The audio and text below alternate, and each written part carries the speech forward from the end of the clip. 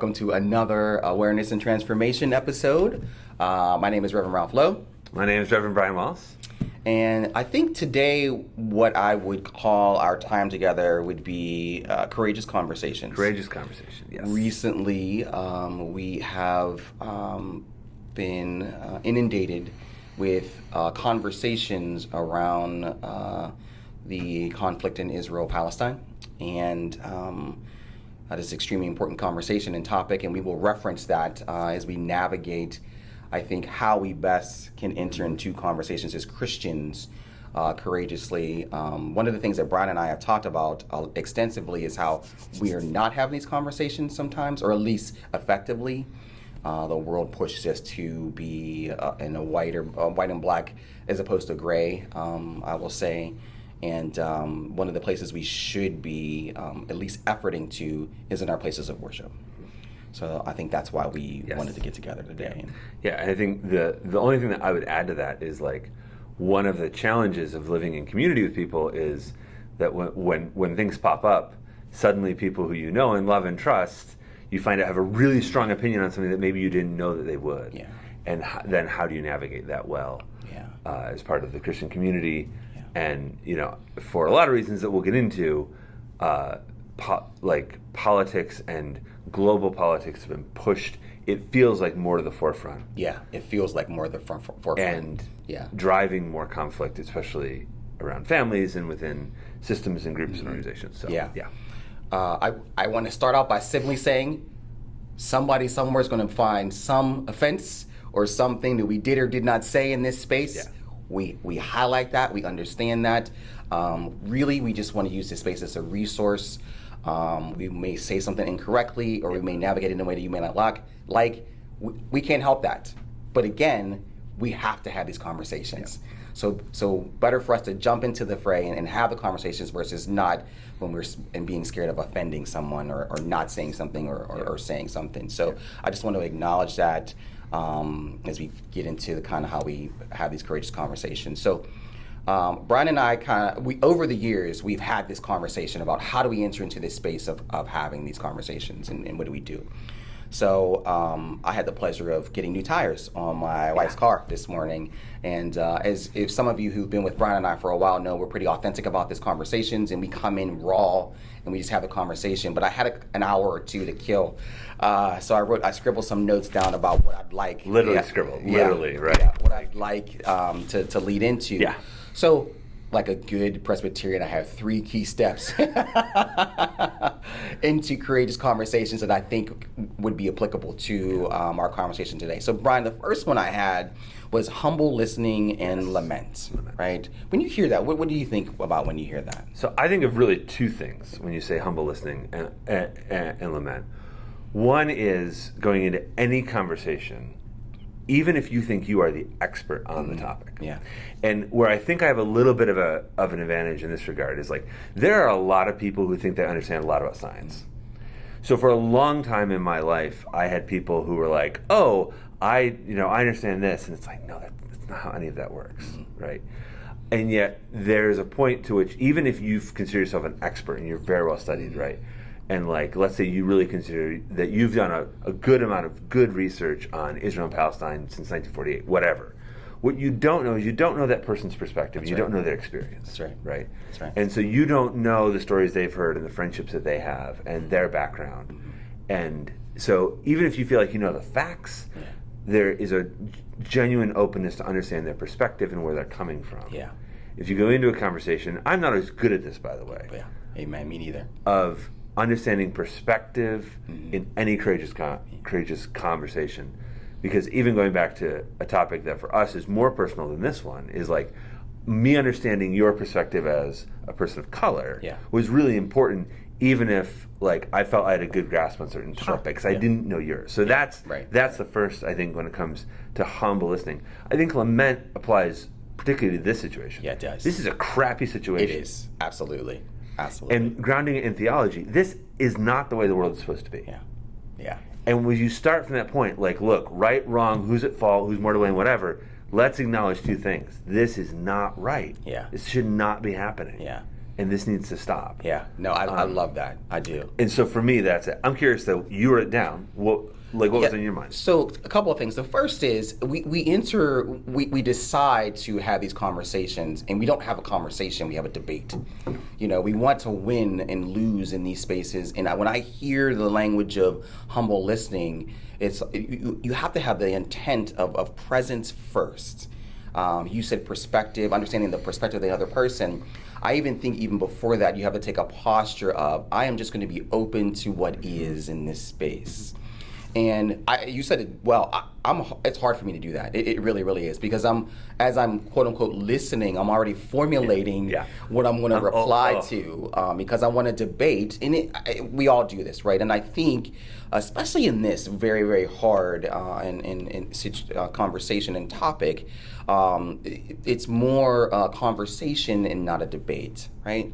Also, I think, again, to piggyback on your perspectives, when we are listening, we can't listen to the voices that we think may affirm what we've already come to believe and know. In this case, we mentioned lament. I would think we would listen to voices of suffering, those voices who we know can have a perspective that may not even be different, but more broadly speaking than we understand or know. So those are the things that I think are really important when I hear humble listening and lamenting. I also wanted to talk about how do you do that? Like, practically speaking, if you're listening to this as an adult education class or a community of faith, how do you do that, right? So I think it would be purposeful to have guided opportunities, guided services of lament, like Brian mentioned, right? We talk about lamenting and how the world is supposed to be versus how it really, really is, or how things are going on. We need to have a posture, a guided posture of service of lament, where we recognize the loss of in this case, in our example, of our partners, our brothers and sisters who are Israeli. We recognize the loss of our Palestinian brothers and sisters. Full stop, Brian. Right? Like just recognizing that it is terrible, the loss of life that is occurring. And I think sometimes we get so far ahead of ourselves in the debate, so far ahead of ourselves in the conversations of black and white versus gray, we forget to just simply pause and have this space of lament. And I think if we start to do that, it will lead us into those courageous conversations, because we recognize life in its fullest has been lost in these situations, in this conflict, and it's helpful. I also, and I'd love to hear your thoughts on some practical pieces as well. I think making it normalizing conversations in your communities of faith like this. So whether it's offering circles of conversation, whether it's around a book, which we'll talk about resources later on, normalizing having these conversations as well, because again, I just don't think we do that well. I think one of the advantages as people of faith we have, though, is being able to ground our conversation in theological values, right? Like saying this is not like no one can look at this situation or a lot of the situations that are really hot topics, right? And say this is how God wants it to be, right? So, most folks, and certainly folks who are listening to this, if we said something like people should be able to live lives of dignity without fear, right? That's a core kind of theological conviction. And I think for us, being able to start with values instead of issues can ground the conversation. Great. I think the other thing, and I thought of this as you were talking, understanding how people are coming at this conversation, right? So just to give you an example, I am a big war history buff, right? I was 10, 11, 12 during Desert Storm, and so I got really into war history. I wanted to join the Air Force so bad. That dream died because I had to wear corrective lenses when I was 10, so it was over, right? But my first entry into this was reading about the history of the Arab-Israeli wars in the 40s, the 50s, the 60s, and the 70s, right? So that was my lens into this. So understanding where people come, one of our colleagues here, her very best friend is Jewish. And that gives her a very specific angle and perspective and understanding of this issue. So understanding those two things, kind of where someone comes from and why the conversation matters to them. That is perfect. And the last thing I'll say that makes this topic really lightning, right, for us, is that because of our spiritual ancestry that is shared Yeah. with both our Jewish and our Palestinian, right? Speaking ethnically, not even religiously, That's right. speaking ethnically. That's right. Because we have shared spiritual heritage, that raises the stakes. That's right. Right. We are not fighting about the civil war in Sudan. Right. In the same way that this is. That's right. Because we don't share a share heritage there in the same way. Yep. And also because of the word Israel, there's been so many different theological understandings and different kind of theological views on the connection or lack thereof. Yep. Right? Yeah. Different people come out of different backgrounds Yep. in which you heard different things. Yeah. And so that's why this one, on the surface, you're like, why do Protestants in the United States care so much? Yeah. It's because of all those factors. I agree. Well, I was reading a few weeks ago, like this timeline of the individuals who, Israel, Palestine, and the land, and who had what and when and whatever, and as I've done. And when you hear language of we had it for a millennia, and then they had it for a millennia, and then it just goes to show you, like, this is way before us. Way before us. Way before us. Right? There's a lot of history here. We've inherited this history, and I will say we, because there is that tie that you mentioned. We've inherited this history, and I think, again, so many times we go into these conversations and into these topics with let's fix it. Friends, it's been going on for a really long time.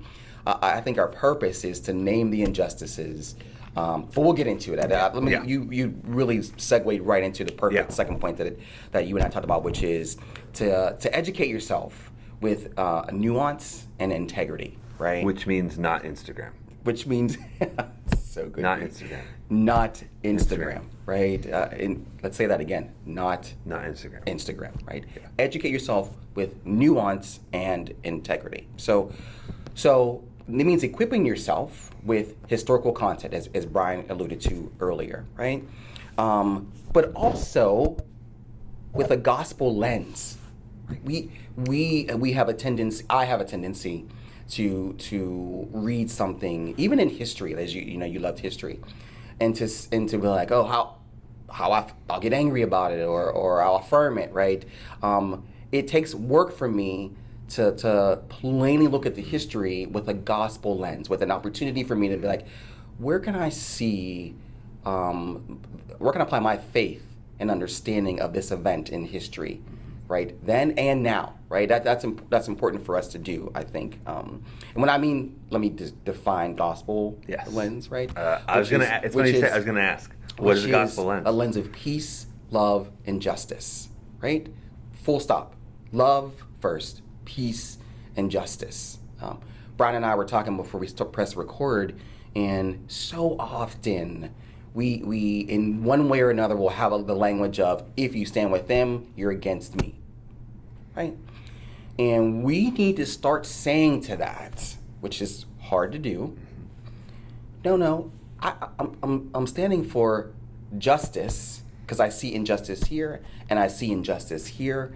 I see injustice here. I see people hungry here. I see people taken away from their family here. Whatever we need to stand for justice, and we need to start being able to very poignantly and confidently saying, yes, I am standing here because I see injustice here.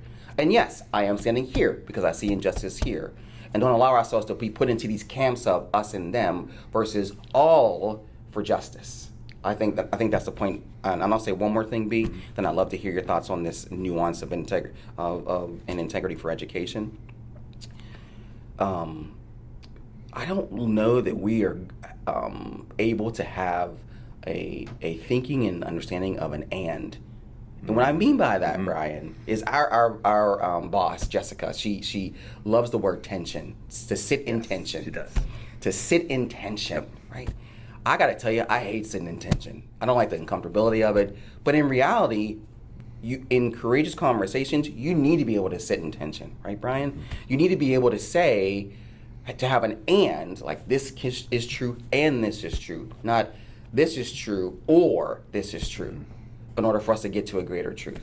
So I'm going to pause there because I've been talking. I want to hear your thoughts on. Yeah. I mean, I think on the education piece, And the reason I said, like, don't use Instagram, Yeah. right? One of the things I always taught my youth group kids was never accept a easy answer to a complex question. Yes. Right?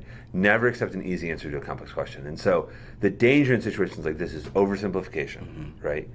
And just kind of throwing out single line statements, Yeah. right?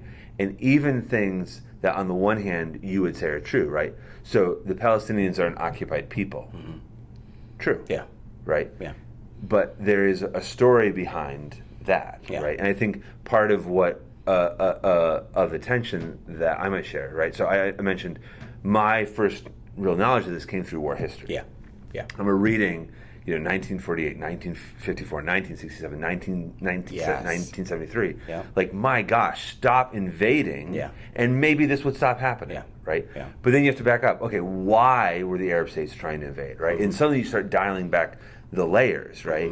And like to quote the great Shrek, right? Like, history is like ogres. There are layers, right? And it can stink, to put in another Shrek quote, right? But to begin to peel back that. And I think the other piece is, if you remember high school history classes, you learned about Machiavellian approaches. The end justifies the means. Right. For the Christian, the end does never justify Absolutely the not. means, Right. right? And so one can say, well, the Arab states shouldn't have tried to exterminate Israel 4 times. Fair. The Arab states were upset about this. Fair. And even if those things are true, it doesn't give you carte blanche to do whatever you want, right? So it goes back to the youth group dodgeball principle. Just because your friend beans you in the head accidentally doesn't mean you and 7 of your buddies get to bean them in the head repeatedly. That's right. Right? There's a danger in saying, well, I was wronged and therefore I'm justified in anything I do. That may be true in some schools of thought. I don't think for a Christian it absolutely is. Right? No, I agree. And we see examples of that right now with what happened in 2003, October 7, 2003, and then the consequent war in response. 2023. 2023. Did I say 3? 2023. We wish we weren't that old, but it really is really 2023. Yeah, 2023. And then the response. So it's the same thing, right? It's just this. I love that. Like our Christian value says, it's just not that, It's not. right? It's not. Not a response of injustice, as you say. So part of the education piece is, practically speaking, what can you do? So the first I would say is have a class, have a discussion, right? If you're listening to this, hopefully it's part of your adult education or some form of it. That's wonderful and great. And don't be afraid in those spaces of faith where you've agreed to come and learn to name the things. Talk about British colonization. Talk about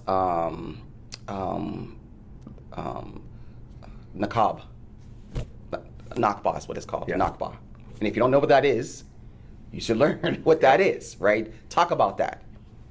The Israeli statehood. Yes. Talk about that. 1948. How did we get here? How do we get here? Those are important conversations to have, okay? In spaces where you have learned to trust and love one another so that, through listening and presence, now education and understanding and nuance, so that all of you, because you're going to have, as Brian's mentioned earlier, you may have a difference of opinion from your brother who you've known for 20 years in church, right? You've sat next to their families. So in that space, you should welcome an opportunity to live in the tension of the space, to maybe get to a better and higher truth there. So as far as education is concerned, I think having the class, Brian talked about or alluded to, how did we get involved? Like, talk about the United States, American involvement in the crisis, right, Brian? You have the background in history, so you probably could talk a little bit more about this. But I think we need to understand that. What is the U.S. interest in this? Because that lands for some people why they have a certain lens in view of what's going on currently today, and I think that's an important perspective as well. The last thing I'll say, Brian, and I would love to hear your thoughts as well, is get some other Christian perspectives. Right? And let me say, get some Palestinian Christian perspectives, Israeli Christian perspectives, so that you can seep into an understanding of, through our faith, having a lens of the conflict that's happening over there. Mm-hmm. That was Yes. I read that about 4 or 5 years ago, and I've since adopted the things that I've read to lean more towards those Christian brothers and sisters who have experience, who really know, and it has been invaluable to my education and understanding of what's really going on. Yeah. I think the thing that I would add, and this will hopefully segue to our last topic, one of the critiques that someone listening might throw at us is, oh, you guys are doing both siderisms, right? And you know, and there's a difference between understanding both sides and then being paralyzed by it. Right. Yeah. Right. And so understanding both sides, like if you don't understand, if you don't have a broader perspective, right, your advocacy is going to be wrong. That's right. Right. That's right. Bad information leads to bad action. So if you hear us saying, well, look, there's a lot of different perspectives. You just got to understand and listen, and we have to agree to disagree. No, that's absolutely not. No, that's not what we're saying. Yeah.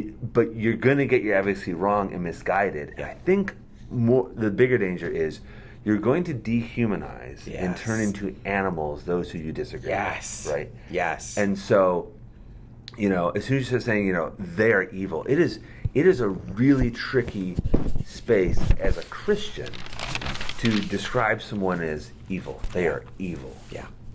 Yeah, Brian, thank you for that. That is a good segue. One of the things, I think actually you said this to me years ago when we were talking about racism and what that means and how it flows into how we get these us and them, during kind of the Black Lives Matter movement and what was going on at the time. But,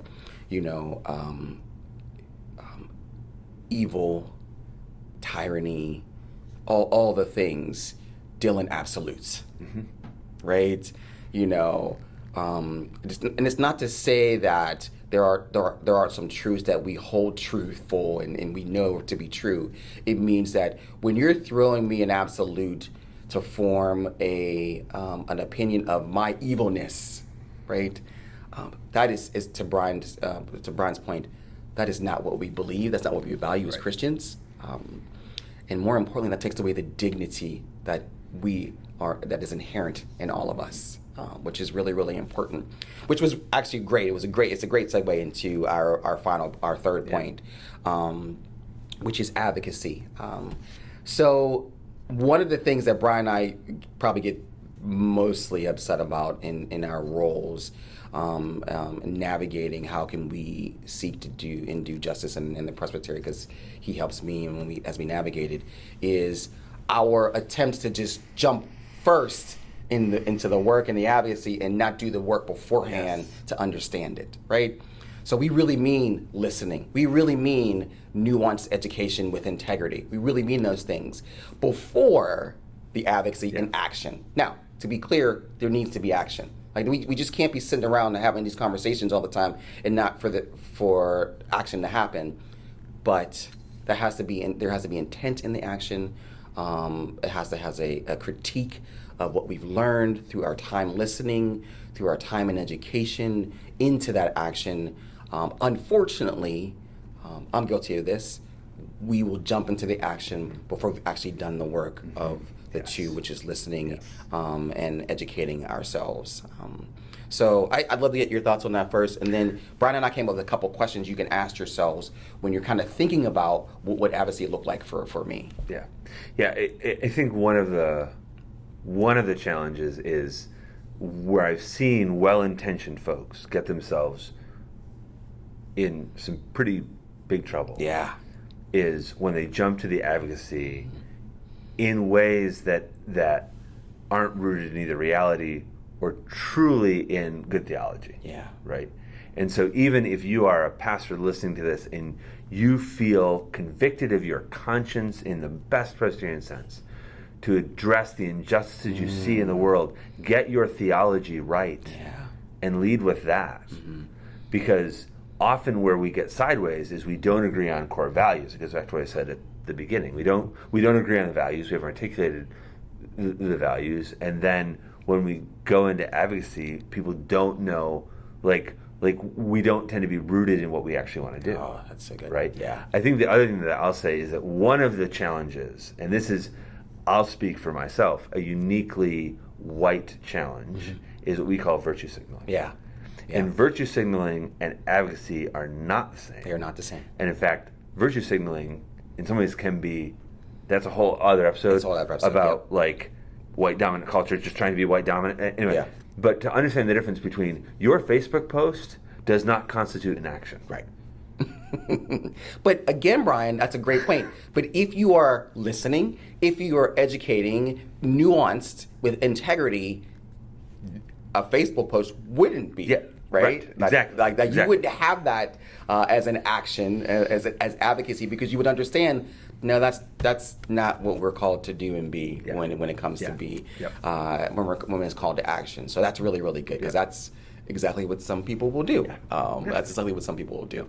So the questions that Brian and I kind of came up with to help you navigate what that action might be is, the first one is, what does it look like? Ask yourself, ask your communities of faith, what does it look like to advocate for human dignity and peace for all? Yep. Full stop. Which is a core theological conviction. It's a core. Right. It flows right out of our theology. It really does. It's a core. One of the things I love, and I'll just take a quick pause here. We will link to some books that I found helpful. I think Brian has found helpful with this video. I will say out loud, of course, an author has an agenda. We will try to be as down the line as we can, but every book leans one way or the other. You just can't help it, right? Yeah. What you can help is what you digest. And the more you digest, the more opinions you get, the more educated you are, and that's important. That being said, co-author Riley, in her latest book, speaks a lot about dignity, right? And what that means, what it means to hold people in dignity and to be dignified. So it is a core to our theology. It is important. Also, it makes it really easy when we are standing with our brothers and sisters wherever we're standing, and when we say out loud, no, we are holding up the dignity of people where it is not being held up. So you can name it as us and them, but in reality, we are just simply living into what we're called to do, which is hold up the dignity of these individuals. And we're going to do something about it, at least to try to do something about it, right? Whatever that looks like for you and your community of faith. What about you, Brian? What are some of the other things that we talked about? So, well, I actually want to get to the next topic, because I think that's a really key point of moving from that value. Yeah. So you talk about peacemaking organizations. Yeah. What were you thinking there? So I scribbled down peacemaking organizations, right? And we, as you guys know, we have peacemaking for our Pittsburgh Presbytery. And we've been talking a lot recently about specifically Israel, Palestine, but more broadly about how can we be more active in our presbytery at allowing churches and pastors to think holistically about what it means to be peacemakers in this time. So I'm hoping, Brian, in the near future, that the presbytery committee, peacemaking itself, in whatever form it is, whether it's Matthew 25 on the move or anything else, would be an avenue, a resource for peacemaking. I will say there's some others that I know about that if you want to ask me about privately, I'm happy to share with you. Because again, even in the quote unquote peacemaking organizations that are out there, they tend to lean one way or another, and we want to make sure that you're aligned with how you interpret or how you have come to the place of advocacy best that fits you and or your community of faith. But yes, B, that's a great question. That's a good segue into what we're trying to do in our presbytery, which when we lean into our purpose as a presbytery, one of the things is we want to make sure we're uplifting our churches and our pastors, and I think that is a fantastic way to do that. So stay tuned for that. It has been an active conversation in peacemaking for a few months now, actually. So we're hoping to be able to, along with this video and other research that you're going to receive, be able to do that more effectively moving forward in the future. Yeah, I think the thing that I would add, right, is like this is where peacemaking. When we talk about peacemaking organizations, this is where advocacy and mission meet. Yeah. And so one of the first rules of good mission trips that I learned, that I've held steadfast: find a good organization to work with. Yeah. That is making a direct impact. And so, that was, such a valuable lesson. Never go in, never do your own thing, never make it up on right? There's people already doing work where you want to go. Yeah. Pick your spot, find an organization that's doing good work. I think when we talk about peacemaking organizations, that's the key, is that if you actually want to make a difference, and this is why I kind of poke fun at a social media post, your social media post isn't going to do a darn thing, most likely researchers say, to change anybody's mind. Right. But also, it's not going to help anybody. That's right. Right? So the question is, okay, how do I make a direct impact? Yeah. And, you may find an organization that is actively assisting Palestinian refugees. Yeah. Right? Yep. And there's a point to which you can say, what's going on here is messed up, and I think more blame falls on this side. But no matter what, these refugees need help. Yeah. And we can actually make a difference that way. And so that's why, for me, what I often find is the fur really starts to fly when you start debating who's at fault. And then someone's like, well, but there's this organization that's doing great work. And everyone's like, oh, yeah, okay, and we should do that. Yeah. So sometimes the fault-finding pieces break down when it's like, but we could do this. Yeah. Or we could raise awareness of the plight of refugees, or, So that's, but I do think that's, if you take your lens of how do we do good global cross-cultural mission, apply it to this, you're going to get the same type of results. Yeah. Direct impact with people who actually know what they're doing and are on the ground. Yeah. No, that's wonderful. That's wonderful. The last thing we'll say is, and actually Brian already said it, which is having a good theology and understanding what that means for you when you enter into these spaces of advocacy. And that would require, of course, you not jumping in feet first and doing your research and an understanding of who you are, who the people around you are. What does it really mean to advocate for refugees? What does that really mean? Where does that come from? How do I get that? It's important to understand that. So when you're challenged, you have a foundation to push back against the injustice, right? When you're challenged about, I can't believe that you're standing up for these individuals, that are now going hungry because they don't have access to food. Well, there's probably a number of scriptures you can point to that says, well, part of my faith is this is what we care about, right? So I want to repeat again, having a good foundation of theology to understand the implications of the injustice that you're trying to speak into is critical for this work. Whether it's the Israel-Palestine situation or any situation that you find yourself in this hard topic that there is really a lot of gray, having that lens is vital, that theological foundation. The last thing I want to say, Brian, is something that I prayed about before and I wrote this down. And I wanted to say that this work, as you navigate it, you listen, you have a presence of listening, humble listening, you educate, it's nuanced education with integrity, and then advocacy, and you continue to roll through that. It's a spiritual formation. It really is. It's a spiritual formation that comes through that, and it's vital. And it's not a political test. Right? Like we want to like navigate into the political realm when we get into this, when we actually start doing this work and really working through it. Friends, it's not a political test. It is a spiritual formation, right? No one's looking over your shoulder and saying, whoa, or who are you aligning more with here? Who are you leaning towards here? Please let, and there is pressure for that. I know I feel it. I know that everyone feels it. This is spiritual formation, full stop. Allow it to happen. Be transformed by it. Understand it. Because that's where the world work will begin. And that's how transformation happens in the world. Yeah. Right? We get too caught up in what the world thinks or may say in that spiritual formation, and not enough about what it's really doing for us to impact the world in a positive way. And it's an opportunity for the church, right? For the people to love, to speak into injustice in a way that's productive, valuable. And the last thing I'll say, is it is really hard to, Brian said this earlier in a very much more elegant way than I'm going to say it. It's hard to navigate in the gray. We want it to be black and white. It's hard, and it's not, So don't get pressured to do that. Don't feel the pressure to be black and white about something when in fact pieces of it, or maybe a lot of the specific thing, is gray. History, who did what, when, whatever.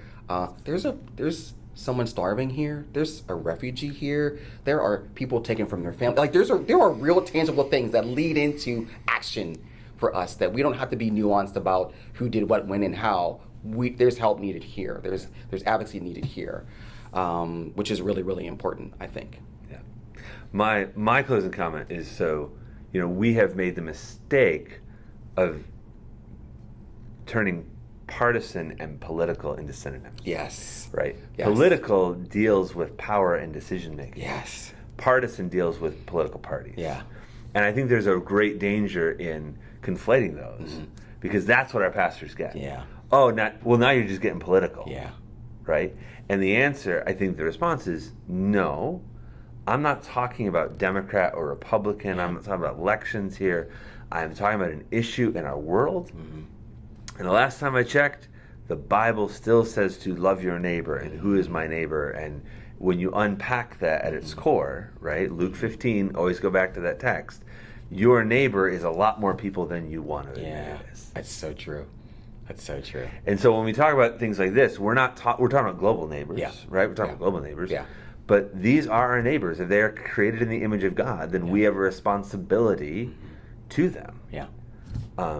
And so it is not partisan. It is, however, political. It is political. Because it deals with power and decision making. Yeah. That's great. Thank you.